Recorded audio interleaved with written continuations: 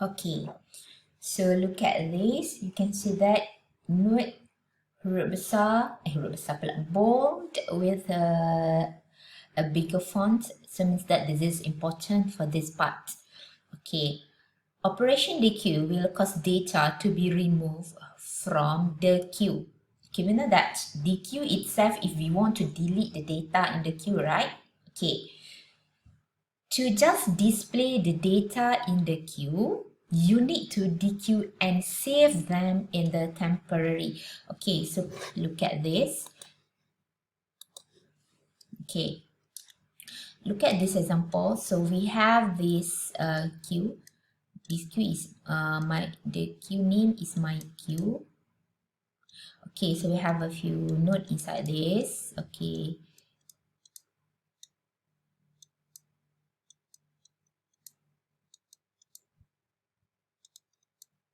Okay, so this one is first, this one is last. Okay. Okay, operation DQ will cause data to be removed from queue. Okay, let's say you want to display all the data inside this. Of course, you need to access the data, right? Okay, so tengok sini ya. To just display the data in the queue, you need to DQ and save them in a temporary queue. So, bila kita nak display, kita kena access data tu. Nak access data tu, kita kena guna method DQ. Okay, so since kita guna DQ means that we deleted the data in our queue kan. So, contoh kat sini, my queue dot DQ. Okay, so bila kita guna DQ, it means that kita delete data, dia akan remove from front kan. So, kita akan remove. Okay, so bila remove, dia akan return value outside of the queue.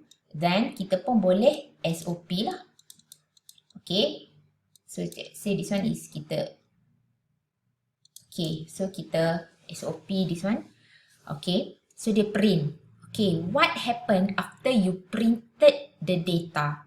Okay, bila kita print, lepas kita print, if we didn't keep it back, so it means that after you printed the data, data will be lost. Okay, lepas dia print, akan hilang lah. Okay, sebab apa dia hilang? Sebab you dah guna DQ. Okay, okay, in this case, to make sure that the data still exists, ni, so data still exists, so what we need to do is, kita kena simpan dia ke dalam temporary queue. Temporary queue. Queue sementara. So what is the function of this temporary queue? We want to make sure that the data still exists after you do process to the data. Proses yang paling simple yang kita boleh buat adalah nak print tadi kan. Okay, let's say sebagai contoh bila nak print, you get the data, you ke DQ. Okay, after you DQ, okay, data ni jadi tak ada. Dalam ni DQ is we delete the data, right? Okay, so after you DQ, you print. Okay, after you printed, if we didn't keep the data, so dia akan hilang. Okay, so why not we just keep the data back to the same place? Kita keluarkan daripada my queue dan kita masukkan dia balik ke dalam my queue. So kalau let's say you masukkan balik ke dalam my queue, we gonna use NQ, right? Okay, bila you guna NQ means that dia akan masuk duduk belakang sekali. Okay, ini akan jadi belakang sekali. This is no more as our last. This is going to be our last. Okay. Kalaulah looping, you can just imagine that you delete daripada sini, you print, ni pun masuk balik. You pun, ini akan jadi first. You want to print all, right? So, dia pun delete yang ni pula. You print. Okay, we using the same thing using looping, right? So dia print yang ni pula, lepas tu dia ni, lepas dia print you NQ balik, masuk dalam ni balik. So ini okay. So kalau macam ni kan, the third process, the third looping, so dia buat yang ni, so dia akan berpusing-pusing macam tu. So bila dia dah berpusing-pusing dekat tempat yang sama macam ni, dia tak ada never ending process lah. Okay, you can just try it. Bila you run sekalipun, so dia akan looping non-stop. Okay, that's why you cannot delete the data from here and you cannot keep it back to the same place. It is wrong. Okay, you boleh try, bila kita run pun dia akan jadi never ending process looping non-stop. So what we need to do is kita kena createkan satu special tempat kat dia. Okay, let's say kita boleh guna queue juga. Nama queue ni temporary queue. Contoh, saya bagi nama temp queue. Okay, this is the function of this place as our temporary. Tempat yang sementara to make sure that you still can maintain the data. Data tu still boleh lagi exist. Okay, if not dia akan hilang lah. So, apa yang you boleh buat bila you dequeue, okay, you dequeue from my queue, kita pun print. Lepas print, you need to enqueue it back to the temporary queue. Bukan masuk ke dalam my queue ni balik. Kalau you masuk ke dalam my queue ni balik, mesti that you duduk pusing tempat yang sama. So, apa yang kita boleh buat, you enqueue ke dalam ni. So, bila enqueue kat sini, so this one will be located here. Next, they move to the next data that you want to display. Dia buat keluar yang ni pula. Bila dia buat keluar DQ, dia pun print. Okay, Q, DQ, print. Lepas print, dia pun NQ, insert at back right. Gitu. Okay, begitulah seterusnya. Sampailah you printed, you display all the data inside this. Kalau kat sini 1, 2, 3, ada berapa. Okay, lepas dia habis looping means that at the end of the process, my queue akan kosong. Okay. Sebab apa? Sebab lepas you dequeue, you enqueue kat tempat lain. So, at the end of the process yang akan full with the data adalah with the nodes adalah temporary queue. Okay, so ini akan jadi kosong lah.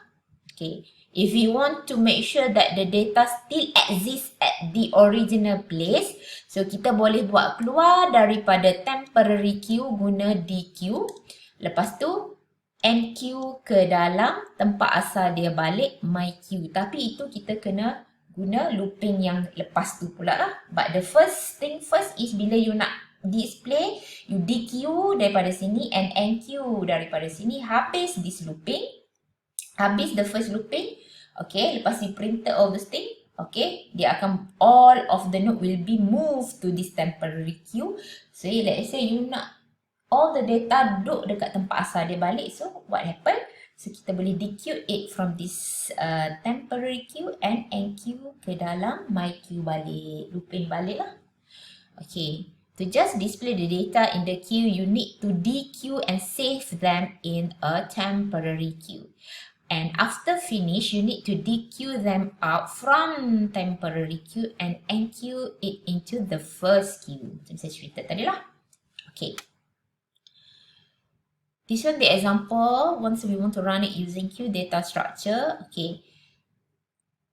Okay, this is same goes to the other data structure. Once we want to create any rumah, any queue, so we need to use constructor from class myQueue lah. So kita ada queue, okay. Queue means that we use constructor from class this one, constructor class queue. What is the function of constructor? To construct a new queue. Kalau constructor class linked list, so means that we want to construct a new linked list. Rumah baru berjenis linked list. This one rumah baru, construct rumah baru berjenis queue. Okay, so kita pun create satu rumah. Rumah ni bernama queue menggunakan queue data structure. Okay, nama dia queue rumah ni. Okay, first kita masukkan queue and queue, kita masukkan 10. The next is insert at back right, insert at back. Nak beratur mesti kena beratur masuk kat belakang ya. And queue 20.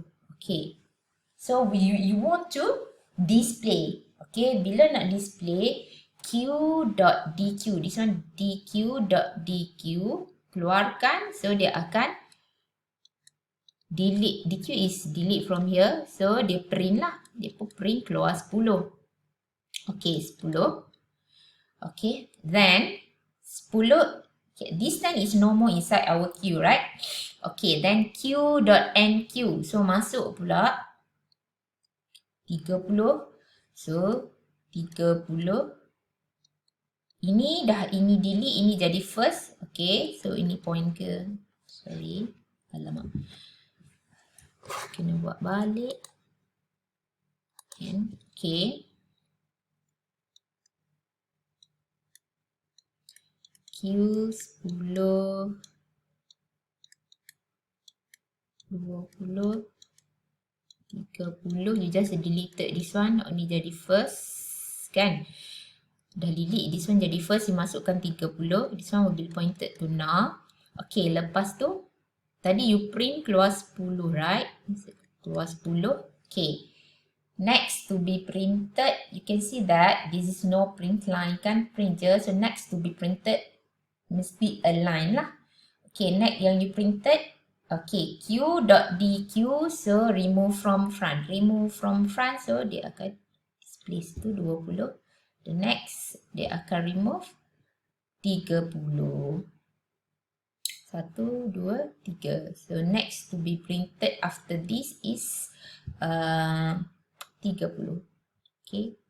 Print line ni yang selepas yang keempat. 1, 2, 3. Next to be printed after this baru turun a line. Untuk 30, you kena tengok print kat sini. Print ni maksudnya a line. So jawapan dia 10, 20, 30. Okay. So for this one, you can try this based on the thing that I have explained. So inshallah I will ask you for in our class after this. Okay, thank you class. Assalamualaikum warahmatullahi taala wabarakatuh.